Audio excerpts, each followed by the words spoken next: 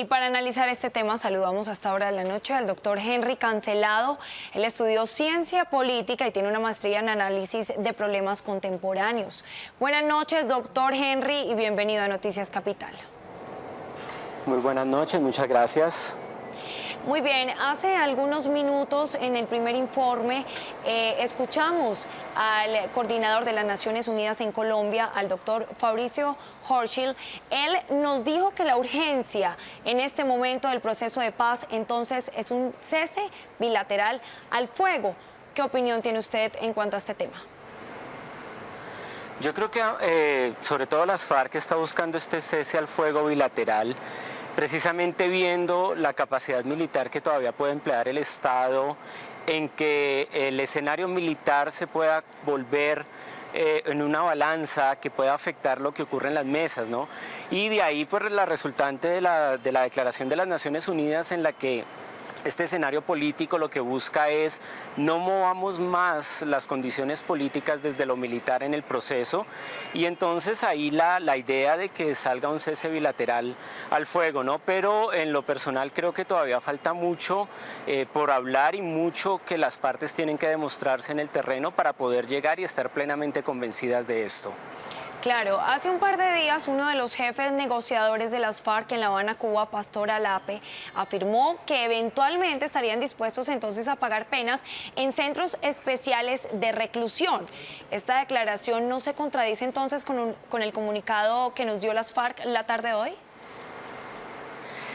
Sí, digamos que uno de los puntos que se está convirtiendo en un problema ya en el proceso, asumiendo que han avanzado en algo porque el país pues no conoce concretamente cómo va este proceso, es el punto de la justicia, es decir, vamos a hacerles pagar a quiénes, cómo, de qué manera, cómo los organismos internacionales, cómo las cortes internacionales van a avalar este proceso. De ahí la importancia de la presencia de la canciller María Ángela Holguín en la mesa en Cuba, para poder crear todo un ambiente internacional y nacional que sea próvido para el establecimiento de unas formas de justicia que satisfagan a las partes.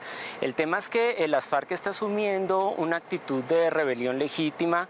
La rebelión ningún régimen político lo va a legitimar de entrada, ni siquiera regímenes, por ejemplo, como el venezolano, que lo podemos tomar como un régimen contrario al colombiano. Ellos también persiguen a quienes se oponen, buscan, generan mecanismos de justicia muy propios de ellos, etcétera. Lo mismo hace el Estado colombiano para tratar de calmar estas fuerzas de disidencia y sobre todo de rebelión armada, ¿no? Ahí es donde las FARC quizás está patinando un poco en el concepto de lo político, de la rebelión y de la legitimidad en la misma, y eso va a revertir en el proceso de justicia indudablemente, y ahí es donde las FARC dice, tengo las opciones de o me someto a lo que me están ofreciendo o trato de esclarecer algunos hechos que pueden parecer confusos en el conflicto y trato de repartir las responsabilidades del mismo conflicto, ¿no? Ahí es donde puede aparecer un poco la contradicción de sí queremos, sí buscamos, sí vamos a someternos a algunos mecanismos de justicia, pero no a los que nos están proponiendo. Queremos que dialoguemos esos mecanismos.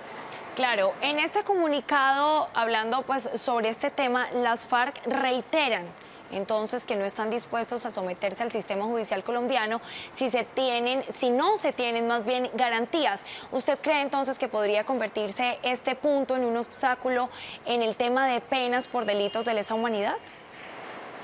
Sí, yo creo que este por ahora es el principal obstáculo, es decir, llegamos al punto de la justicia, llegamos al punto de cómo los actores que estuvieron involucrados en el conflicto van a empezar a pagar por los delitos conexos, digamos, a todo lo que ocurrió dentro del conflicto durante muchísimo tiempo, y ahí es donde no se encuentra la salida porque ambas partes quieren someter al otro a lo que están considerando, a lo que están pensando. Claro, hay una diferencia entre lo que propone el Estado, que de todas formas tiene políticamente unas legitimidades mayores, tiene unos convenios internacionales, tiene unos respaldos internacionales a nivel de estados y a nivel de instituciones, respaldos que no tiene las FARC, pero que asume pues que están teniendo también una legitimidad de importancia política en el país, que sin lugar a duda pues la tienen, si no, no estaríamos en el proceso. Pero en el tema de la justicia están los que los ven como unos delincuentes criminales que deben pagar unas penas, y las visiones de algunos sectores políticos grupos y de ellos mismos en las FARC, donde dicen simplemente nos rebelamos ante algo que considerábamos injusto, ¿no? Ese es el punto que se va a volver complicado, ese es el punto que no es de fácil resolución, pero que al final la comunidad internacional va a intervenir mucho para dirimir, y vuelvo y repito, de ahí la importancia de la presencia de la canciller en Cuba. Pues, doctor Henry Cancelado, muchas gracias por ayudarnos entonces a analizar este último comunicado de las FARC desde La Habana, Cuba. Muchas gracias. Muchísimas gracias, buena noche.